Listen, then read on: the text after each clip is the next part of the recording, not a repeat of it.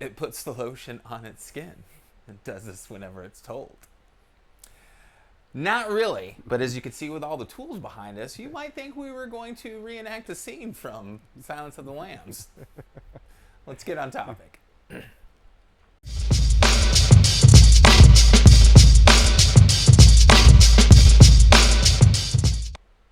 Hey everybody, it's Thomas with Get Out Arizona, and you are watching another episode of Toolbox Topic. I'm joined once again today by my co-host, Brandon Van Leuven. Brandon, how the hell are you? I'm fantastic. Nice. And we are filming once again at Trek Bicycle Store, West Phoenix, because it's where the cool kids hang out. And me.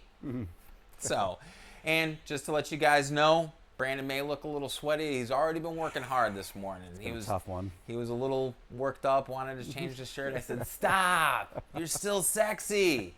And he knows it. It's hot, yeah. You make me nervous. Make a lot of people nervous. But that's another video for another time and definitely another channel. Brandon, we have all these great tools lined out. Some of these tools I have never seen before. Ironically enough, the subject of our video today. Yeah. Behind the scenes, you guys use this stuff. Maybe not all that often, but you use Actually, it. these are the ones that we use fairly often. Oh, that okay. we don't really pull out on the other side of the wall where Right. people Scare the crap where out of people them. can see us. But these are the ones that I think people probably haven't seen us use, but we use them on a regular basis. Okay. Let's start over here. Okay. Yeah, This we'll is work a our way down. Sweet little set here. Anytime we got to replace bearings, this is our bearing Oh. press set. This is Nice. how you do it right. I'm not going to lie to you. I've put bearings in with hammers before, but that's on my own bike. This is the right way. What? Oh, okay. There you go. Remember, Van and White. Hey, there we go. Okay. So this one, every one of these little fittings is specific to the type of bearing to be pressed. Wow. It's a very, very accurate set, and it just makes everything very easy. And once again, accuracy is key because Absolutely. bearings are fairly fragile. And once you start going in crooked, we could potentially do some damage to them. Well, you can actually do damage to the where you're trying to seat it into And if that it as goes well. in crooked. Yep, if it goes in crooked. So Yeah. we have this nice little set for that. Bearing press is typically something that's a little time consuming, so we wait till we get to the back of the shop before we start using these tools. We have a number of other different ones for other applications, but this is kind of the main nicest, set? yeah, the main set that we use, and actually the nicest looking set for That's that. pretty cool. So that's super cool. Talking about bearings and how fragile they can be. Fragile. This is how we get them suckers out sometimes. So I won't even comment on what that thing looks like. we have a lot of phallic looking tools today, which is all right. And 'cause it's remember what I perfect for told you, toolbox topics. when you have men naming tools and designing tools, this is what you get. Yeah. That's a number of applications, I guess. But this one specifically is for removing the bottom bracket press fit bearings. So you'll pull it all the way through, it'll splay out. And what we do then is we use the hate side of this guy. Hate side. And you just pop those guys out, and those bearings are never the same again. So when you come in just wanting to change things around, we're going to kill it. We're probably going to kill it. So this is a replacement tool pretty much only. Right. If we're going to replace Not that for bearing. extraction and reusing, but just for straight up Right, replacement. right. Sometimes we get lucky and the bearing still feels good, but usually we kill it. Okay. All right. Moving on down the Moving table. on down. We use this one almost every day. This is our Derailleur alignment gauge. Oh, okay. And how this works. I mean, we can maybe actually do another topic. We'll on do this a more later in-depth on. video because I'd More really in-depth like to one. know how that works. Absolutely. So we remove the derailleur.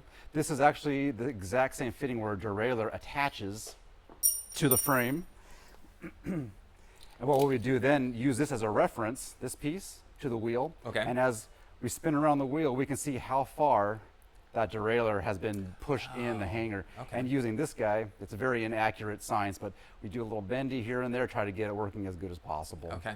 A lot of times now with the newer bikes, we have replaceable derailleur hangers. So if it's bad enough, like, nah, let's just replace get the a hanger. new one. Okay.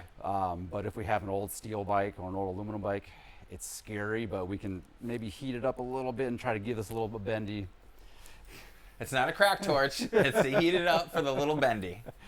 And we'll move on to that guy later. But this guy we use almost on a daily basis around Okay. here because that piece of the frame is very fragile and it bends quite easily if not taken care of. Okay. So That is the Derailleur hanger alignment gauge. by Nice. Park. I like it. Moving down the line. This poor guy, we don't use as much as we used to. This used to be a fun tool to break out.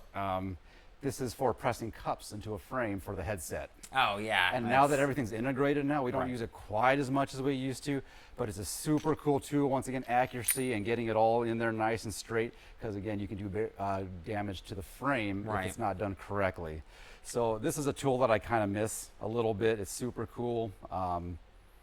But now with technology, we don't use it as much. Do you miss me, Brandon? You haven't touched me yet. I'm gonna find another tool for that. Oh, Brandon, you're speaking my love language.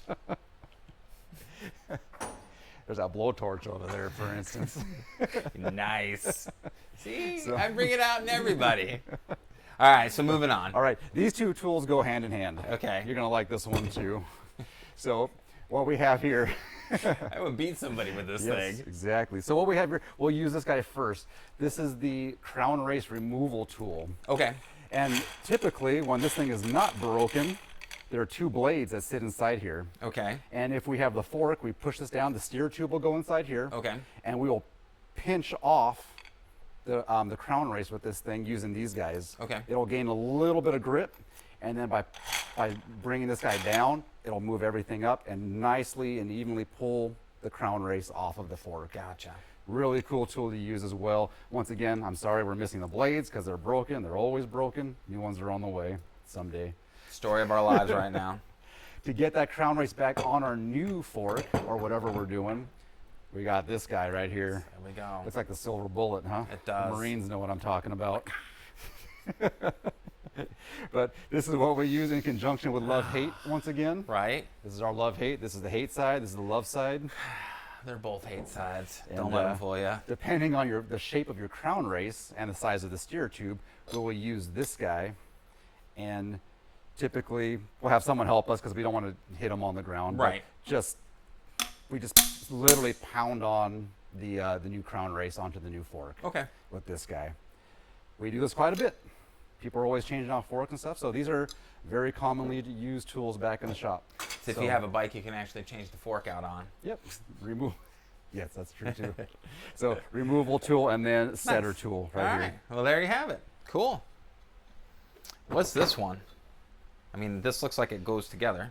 That guy, those two pieces go together. All right, so- This one we don't use quite as often as the next tool we're going to show you, but it is a necessary tool. And I pulled out the nice clean blade because the other one was thrashed. So this is the bottom bracket facing set. There's also one for the okay. headset as Yeah. well that we can use. I think we can use them interchangeably, if I'm not mistaken. But what this does, it removes any kind of damage off of the bottom bracket faces on the frame. So Pardon the me, headset, guys. top of the headset, bottom of the headset, and the both sides of the bottom bracket, what we do in conjunction with a little bit of cutting fluid, we put pressure on the frame, Right. and then very slowly and very evenly remove material Right. off of the frame with this. A lot of times it's like bad paint jobs or damage caused by it being ridden loose. Right.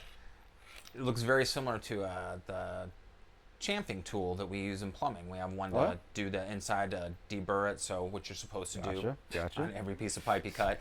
And then we have another one that goes on the outside to face it and give it a slight bevel so it eases into All the right, fitting. So yeah, it's kind of interesting. Kinda like that. Same similar concept. So And again, this guy is kind of one of those things we don't use very often because now everything's integrated. Integrated. And everything is just going to be pressed in with that bearing tool we saw earlier. call the Smithsonian. But it does come out every once in a while, and again, just something cool that not everybody will get to see. Yeah, awesome. All right.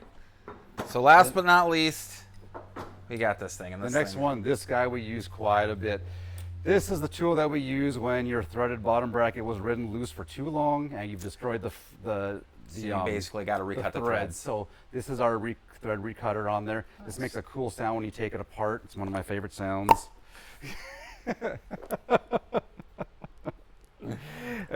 I'm this not guy- even going to touch that one. Seriously, guys, that would be bad. We would get banned from YouTube, so I'm just going to leave it alone. But let's hear it again. And this guy, oh yeah, for sure. Okay, so I'm going to quell the bad thoughts. You ever been in one of those fucking souvenir shops and you got the kid with the little blub, blub, blub with a thing? Little cork thing, Oh, yeah. yeah. Oh yeah, Oh, that's right. the I forgot novelty about wears those. off.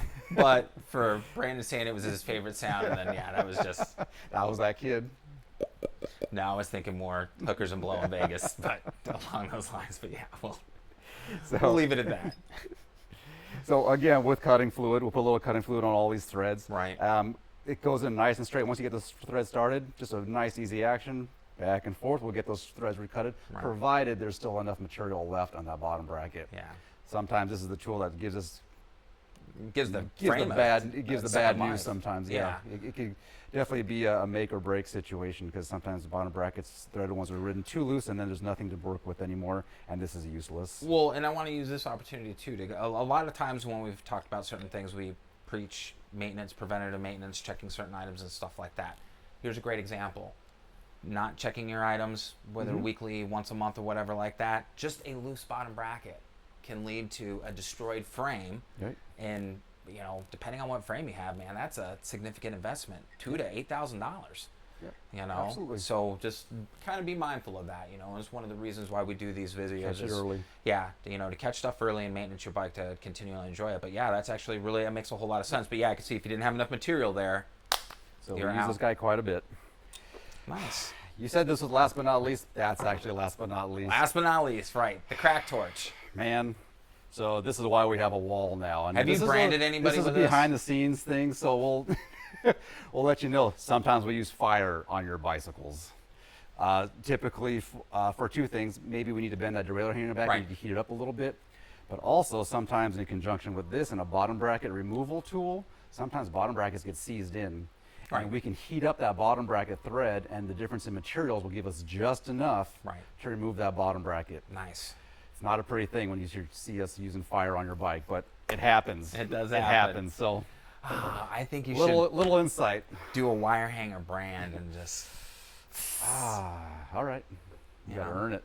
That's what I'm saying. You know, we'll get Kale first.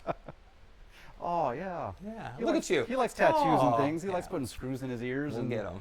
He's a little masochistic. We'll just be like, hey, does this smell like strawberries? And then he'll hit the deck, and then we'll just. Himself. I mean, we're gonna choose where the brand goes. Come on now. We're joking. We would never do that to Kale. So, anyways, guys. All right. Well, cool. Those were actually a lot of cool tools, and maybe with the bottom bracket or the rear derailleur one, because. You know, I think that might be an interesting one. Let us know what you think about that down in the comments. Something that you don't always see behind the scenes. Dude, the light's getting ready to click again. We gotta wrap this up. Like moving around. Hey, Brandon can do the safety dance again. Anyways, so yeah. So what you see go on, you know, in front where you guys do the quick repairs and everything, typically, you know, 20, 30 minutes and people are out. They can wait for their bikes. And what goes on behind here, two different things, two different sets of tools sometimes, depending on how involved the process is. Exactly. So that's pretty awesome. No, those are all really cool. Fun, definitely. And I'm glad we were able to keep it reasonably clean for the most part, as far as that goes. So, all right, guys, there you have it. Another episode of Toolbox Topic. And we actually talked about tools today. So that was pretty cool. Don't forget, hit the like button, hit the subscribe button, and hit the bell notification icon. So every time we post a new video, whether it's Toolbox Topic, a trail video, a Let's Talk About It video, you'll be one of the first people to know and be one of the cool kids on the block. And then you can come hang out at Trek Bicycle Store West Phoenix, because this is where the cool kids are. Yeah. And watch us use fire on your bicycle. Exactly. No, seriously. There's also some more links down below. One to our Instagram, one to our Facebook. We ask that you click and follow us there so you can keep up on all the day-to-day events that go on with Get Out Arizona. There's also going to be a link to Trek Bicycle Store West Phoenix, because I love Brandon and I love the guys here. And if you have any questions on anything that you've seen on one of these videos, or it's jogged your memory and you're like, oh, I should ask about this, give them a call. They'd be more than happy to help you. So I'm not going to put links to those tools down below. I'm sure they're expensive. And yeah, I mean, why? Seriously, guys. I mean, leave it to the professionals at that point, as far as what I would say. So, but all that being said, guys, we love you. We thank you for your support. We love making these videos for you and everything, and we always try to have a good time as well as educate. So, on that note, remember what we always say: be kind to yourself and others. Be amazing stewards out on that trail. And we have to ask, Brandon, what are you waiting for? There you go. Get Out Arizona. We will see you on that next adventure. Brandon, thanks so much. You betcha. We'll see you again next week. Take care, guys.